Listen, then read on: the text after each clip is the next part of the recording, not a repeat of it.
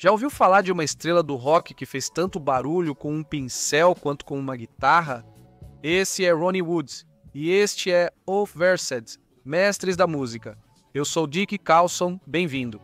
Antes de começarmos, um desafio rápido para você.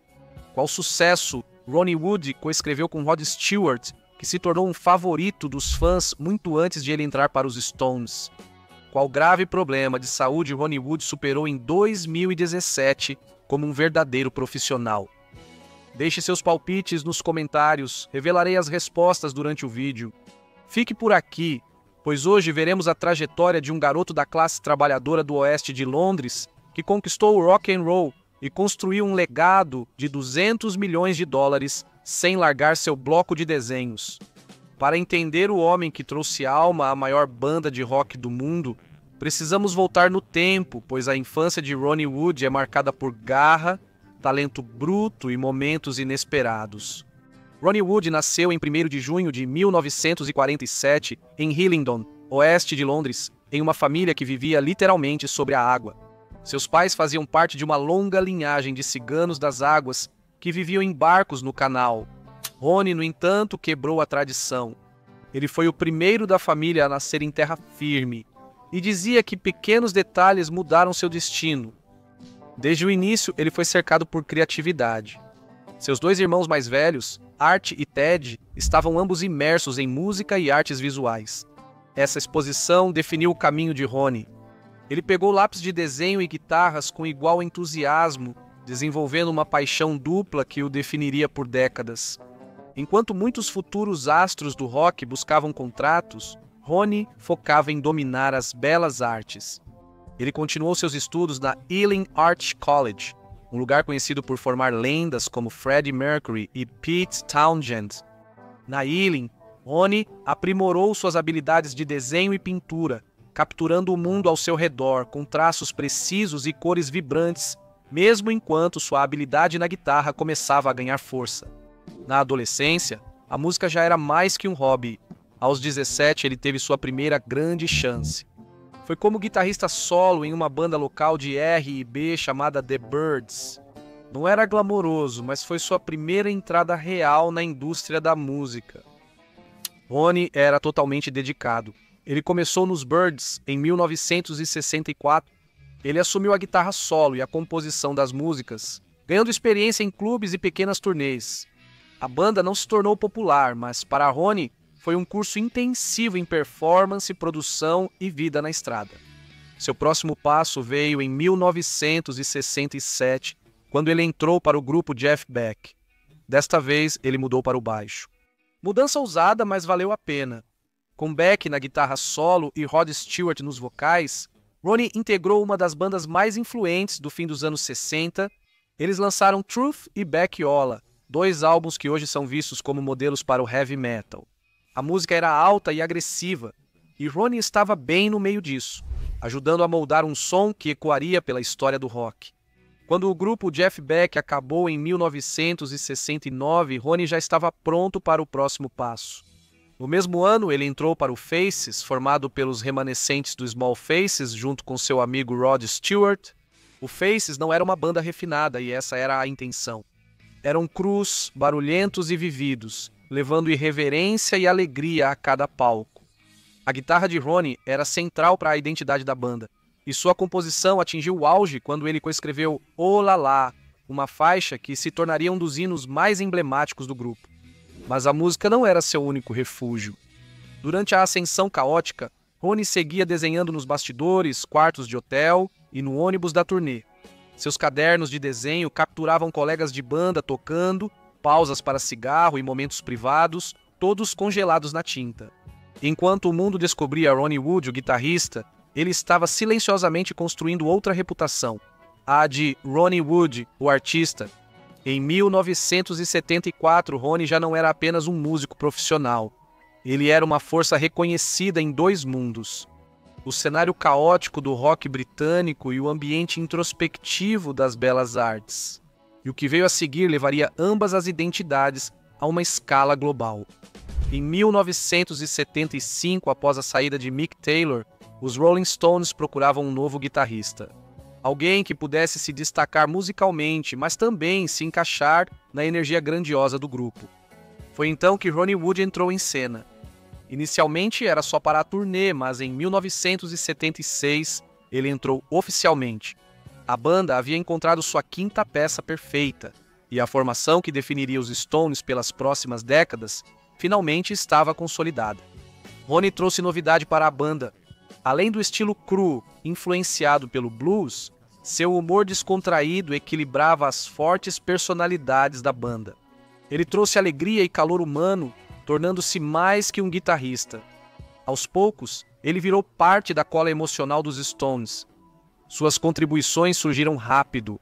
Nos anos seguintes, ele participou de discos icônicos dos Stones como Some Girls, 1978, Emotional Rescue, 1980 e Tattoo You, 1981. Esses álbuns representaram um renascimento criativo para a banda, unindo punk, disco e a ousadia clássica dos Stones. O estilo de tocar de Ronnie influenciou o som da banda e os fãs notaram. Com a fama veio o novo estilo de vida. Ronnie vivia a fantasia do rock and roll. Ele curtia jatos particulares, roupas de grife, festas até de manhã e amizades com todos, de David Bowie a Eric Clapton. Mas apesar de tudo isso, ele continuou criando. No auge com os Stones, Ronnie estava sempre em casa. Casou-se com Joe Wood em 1985. Joe era mais do que uma parceira. Ela também fazia parte da família estendida de turnê dos Stones, frequentemente viajando com a banda e criando os filhos deles, enquanto Ronnie equilibrava os holofotes e o estúdio. Na época, Ronnie comprou The Wick, uma mansão georgiana em Richmond com vista para o Tâmisa. Anteriormente pertencente ao ator Sir John Mills, a casa era conhecida por seus jardins extensos e escadarias ornamentadas. Ronnie fez do lugar mais que uma casa, tornando-o seu centro criativo. Ele gravou álbum solo, participou de jams lendárias com Rod Stewart e outros músicos, e decorou as paredes com suas obras de arte. Apesar do glamour, nem tudo era estável. Com o passar dos anos 80, o consumo de álcool e drogas de Ronnie se tornou uma parte mais pesada de sua vida diária. O vício não era novidade no rock, mas para Ronnie já afetava sua saúde e relacionamentos. Mesmo assim, ele continuou produzindo música. Projetos solo como Eu Tenho Meu Próprio Álbum para Fazer e Agora Veja revelaram sua voz única, além dos Stones. Ainda assim, sua principal casa criativa continuou sendo a banda. Mesmo com a vida agitada, Ronnie sempre subiu ao palco com sua guitarra, pronto para incendiar tudo. Então, os anos 1990 trouxeram mais música e mais problemas. Ronnie continuou gravando e fazendo turnês com os Rolling Stones em álbuns como Voodoo Lounge e Bridges to Babylon, tocando em estádios para milhões de pessoas ao redor do mundo. Nos bastidores, tudo desmoronava. Anos de abuso de substâncias começavam a cobrar seu preço. Seu casamento com Joe Wood, que havia sobrevivido aos altos e baixos do início de sua carreira, finalmente chegou ao fim. Em 2009, o casal se divorciou após batalhas públicas com o alcoolismo de Ronnie e vários casos extraconjugais. Esse foi um dos momentos mais difíceis da vida dele. Porém, em 2010, Ronnie tomou uma decisão que mudou tudo. Ele ficou sóbrio e depois chamou esse período de ponto de virada. A recuperação foi difícil, mas trouxe um novo capítulo. Ao se afastar do barulho, ele voltou para algo que sempre esteve esperando em segundo plano: sua arte. Durante e após a reabilitação, Ronnie voltou a se dedicar à pintura. Ele passou a expor em Londres, Nova York e pela Europa. Seus retratos de amigos e outros ícones como Mick Jagger, Keith Richards, Jimi Hendrix e Bob Dylan receberam elogios da crítica. Esses não eram só esboços de celebridades, mas uma prova do amadurecimento criativo de Ronnie diante das dificuldades. Após décadas, ele vivia tranquilo e modestamente conforme seus padrões. Em 2011, Ronnie Wood já tinha mais de 60 anos, mas seguia ativo. Naquele ano, ele comprou uma casa de 5 quartos em Notting Hill, Londres. São 380 metros quadrados de espaço elegante, com um estúdio de arte particular no topo para ele trabalhar em paz. Foi um novo começo, unindo seu amor pela criatividade com o desejo de conforto e privacidade. No ano seguinte, ocorreram mudanças ainda maiores. Em 2012, Ronnie se casou com Sally Humphries, produtora de teatro mais de 30 anos mais jovem. Apesar da diferença de idade, o relacionamento se mostrou sólido. Sally trouxe uma energia tranquila para a vida de Ronnie, e juntos eles construíram algo significativo, bem distante do caos do passado dele. Então, em 2016, aos 68 anos, Ronnie se tornou pai novamente, desta vez de filhas gêmeas, Gracie e Alice. Para um homem que já tinha vivido mais vidas do que a maioria, a paternidade ofereceu um novo capítulo cheio de maravilhas e segundas chances. Ele viveu essa fase com energia surpreendente, sempre caminhando em parques com as filhas ou torcendo por elas no hipismo. Mas a vida não estava livre de desafios. Em 2017, Ronnie foi diagnosticado com câncer de pulmão. A notícia era séria, mas com detecção precoce e anos de sobriedade, ele se recuperou rápido.